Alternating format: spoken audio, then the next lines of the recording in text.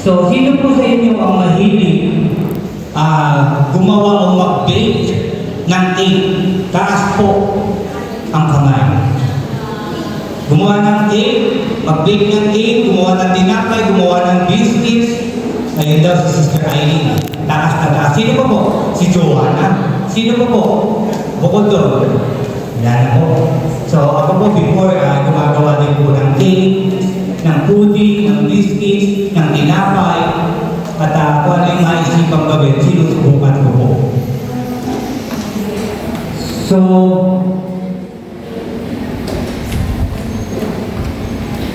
nagtanong po ako tungkol dyan sa mga ingredients, sa mga nilalagay, ano po, paano naman natin yung mga gumagawa ng cake, ano? May harina, may itlog, may gatas, at iba-iba pang nilalagay. At yung baking powder o yung ginagawa pag bumibili ako sa palengke, yung calumet, yung pampaalsa. Sabi po ni kaibigang AI sa Messenger, not all bread contains baking powder. Some kinds of bread, like yeast bread, use yeast as a leavening agent instead. Mabuti kaalaman na po ito. Yeast bread uses yeast, kagaya ng sourdough o bakit. Wheat bread often use baking powder, kagaya ng banana bread at biscuit. Flat bread, ito naman yung flat bread, might not use any leavening agent kagaya ng tortilla o yung naan bread. Ito, yung sourdough uses natural yeast and bacteria. Sabi po dito, narinig ko lang po nung bata ko yung bacteria, yung nasa Yakult, ano po. At yung yeast and bacteria are microorganisms that plays a big role in food, especially in bread making. Ano, hindi ko na po ito makasalan, marami pong nakalagay dito. So, may good bacteria and may bad bacteria na nasa mga pagkain at nasa katawan din natin ito. Good and bad na nilalagay natin sa puso. No, meron din yan, mga good and bad na iniisip, nakalagay sa puso, mga ginagawa ng bawat tao. Pero, dapat bilang mananampalataya, tinuturo sa atin na puro good na lang ang ilalagay natin sa ating puso at isipan. Bakit ko na-share tungkol dyan sa baking powder or yung calumet o yung pampaalsa, nabanggit ito sa ating devotion ngayon, itong tungkol sa pampaalsa. Ang devotion po nga natin ay Matthew chapter 16 verse 1 to 12 at dinala po ako ng devotion ko dito sa verse 5 hanggang 12 at may title po at binigyan ko ng title ang devotion kong ito, ang totoong tinapay ng buhay. Ayan. Point number 1. Napakaliit na pananampalataya.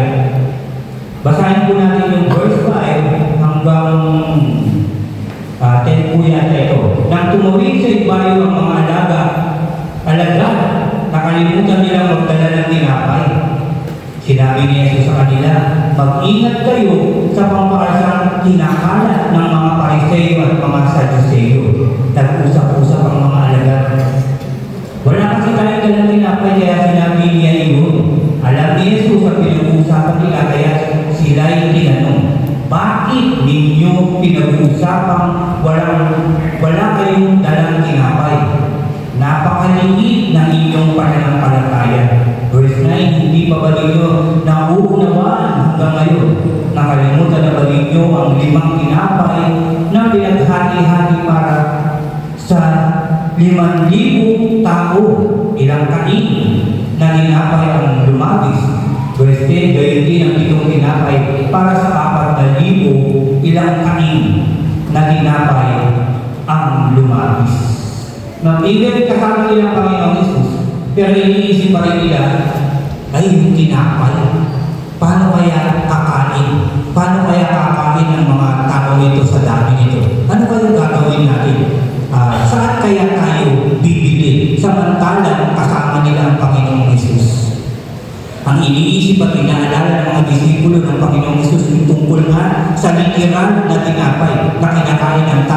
mabusog. Pinapakita dito yung kanilang maliit o kakaunting pananampalataya noong mga panahon na yun. Hindi nila naalala ang himalang ginawa ng Panginoong Hesus. Napakarami. Kasi bago pa ito ating devotion, marami nang ginawang himala pamangha-mangha ating Panginoong Hesus. At pagpapakain ng libu-libong tao. Ano po? Pero, nung magtanong nga na mag-iingat kayo, sabi ng Panginoong Hesus, naalala kagad nila yung tinapay na kinakain, na nilalagay sa tiyan.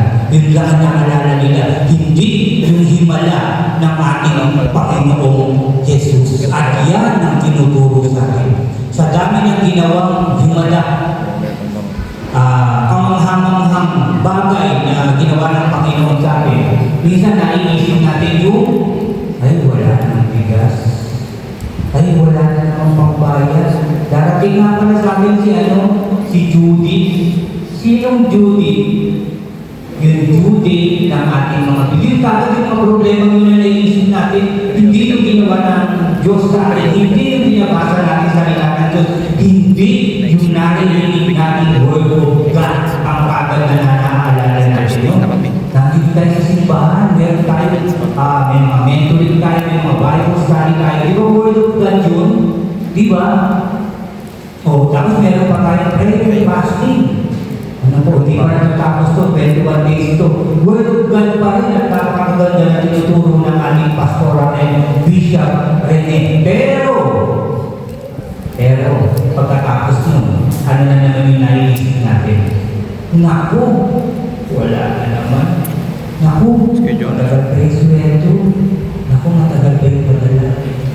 Hindi natin naisip na. Naku, andyan na pala ang Diyos at Panginoong Hesus. Lagi ko itong kasama, kaya hindi ako magkukulang. Di ba? Dapat yun ang iniisip natin. Hindi ako kakapusin dahil may Diyos at may Panginoong Hesus eh. Narinig ko yan lagi. Sunday service namin, ano si Pastor Albert namin, bakit nga kaya na ang naiisip pa rin natin yung ilalaman sa ating sikmura? Hindi yung ilalaman ng ating puso sa pamamagitan ng salita ng ating Diyos. Kaya yan ang tinuturo sa akin. Huwag puro material, huwag puro pagkain na pagkalulong na labas din yan. Dapat yung salita ng Diyos na pag kinain natin, mag-i-stay sa ating puso at kaluluwa na siyang gagabay at poprotekta sa atin. Amen po ba? Amen. So, point number 2, ito na yung pampalsa. Verse 11 to 12, hindi tungkol sa tinapay ang sinasabi ko na sabihin ko sa inyo, mag-iingat kayo sa pampalsang kinakalat ng Pariseo at mga Saduseo. Hindi ba ninyo nauunawaan? Nauunawaan nila, sabi nito, at nauunawaan nila na sila'y pinag-iingat niya sa mga katuruan ng Pariseo at mga Saduseo at hindi sa pampalsang ginagamit sa tinapay. Amen. Alam nila yun. Hindi nila naunawaan ang ibig sabihin ng Panginoon nung una tungkol sa pampalsa at hindi tungkol sa pampalsang tinapay. Ang ibig sabihin ng Panginoong Hesus. Ang ibig sabihin ng Panginoong Hesus ay yung tungkol sa mga katuruan na mali. Marami dyan, marami tayo narinig. Remember, narinig din natin kay Bishop, kay Pastor Robin, Nanay Mati, kung madalas ito kay tatay, kay Pastor Robin na. Pag makikinig kayo ng Word of God, pag may natin kayo, fellowship o Bible reading, Bible study, dala nyo lagi yung armas. Ano yung armas? Bible. Sabi ni natin, diba, tingnan nyo mabuti kung galing nga ba sa Bible, yung kanyang sinishare at tinuturo, kasi baka maligaw tayo. Yun ang ibig sabihin dito ng Panginoong Hesus. Lagi tayong magbabasa. Diba, remember, ngayong January, pinapagdala na tayo lagi ng Bible. No? Laging may dala. Even analyst kayo mga kapatid, may pupuntahan, kahit na shopping kayo, dala nyo yung Bible. Nanay nga nanay natin, diba, sabi nga, bibili lang siya ng kinela sa nag-pray muna siya. Pwede rin natin gawin yun. Kasi bilang mananampalataya, lahat dapat sinasabi, sinasambuni natin sa Diyos. Amen po ba? Amen. Paano practice? So, hindi yung papaansabi na tungkol doon sa tinapay. Kundi mga katuruan, no, na nakakalito, nakakapagpalayo, nakakasira sa tunay na aral ng Diyos. Kagaya ng ibang may mga, alam natin yun, may mga religious guru na masasabi natin talaga bilang mananampalataya, kaya masasabi natin parang iba talaga at hindi yun ang tinuturo na galing talaga sa Biblia. No, yung nakakalito, nakakatakot nun, baka sasama natin dun sa mali yun, mapasama na tayo ng tuluyan at mapalayo na tayo sa ating Panginoong Isus. Maraming kumakalat na ngayon ng mga kapatid, kaya tayo rin lahat, pinag-iingat tayo. Kaya gawin natin, mag-pray, magbasa ng Bible, magsimba every Sunday, unahin namin itong pagsisimbang ito. Mamaya na yung iba. O, marami namang araw yun, unahin natin si Lord bago na. Amen?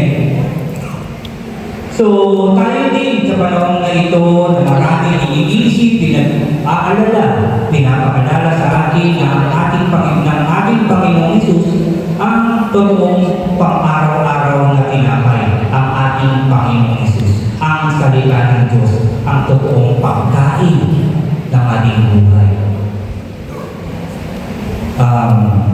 Hindi lang sa physical, yung binibigay ng ating Panginoong Isus, ganun din sa ating spiritual na pamumuhay. Ang Panginoong Isus ang magpo-provide kung magtitiwala tayo sa Kanya, magbibigay ng lahat ng ating pangangailangan sa buhay. Magtiwala lang tayo ng totoo galing sa puso. Sumampalataya lang tayo ng totoo, hindi galing sa muso, galing sa puso. Dahil hindi mo tumitin si Lord Diyos sa paralabas ng anyo, ano yung meron pa, ano yung nabili mo, di ba? Kundi yung puso mo. Diyan tumitingin ang Diyos. Kahit simpleng buhay lang, pero malinis naman ang puso mo. Di ba? Mapagmahal ka, mapagpatawad ka, mapagkumbaba ka, yan ang mahalaga. At yan ang tinuturo sa atin ng ating Diyos. Yan dapat ang buhay ng tunay na mga mananampalataya, yung sumusunod sa lahat ng utos at tuntunin ng ating Diyos. No? Kaya lagi tayo mag-i-examine, tingnan natin, papakinggan natin mabuti yung mga katuruan sa labas. Dahil dito, sa Wisdom Church, Wisdom Golden City, nakakasigurado tayo. Kasama natin ang Diyos at ang ating pinag-aaralan ay salita lamang ng Diyos. Pero sa iba, examining mabuti, tignan mabuti.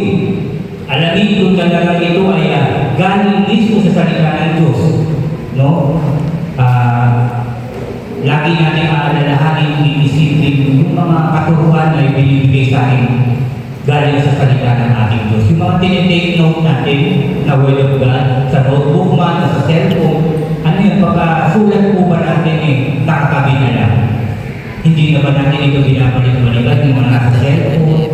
Imbis na balikan natin yung mga Word of God na tinuturo sa atin, minsan tinitingnan natin yung sa Facebook, yung pinost ni ganyan, minsan comment pa tayo.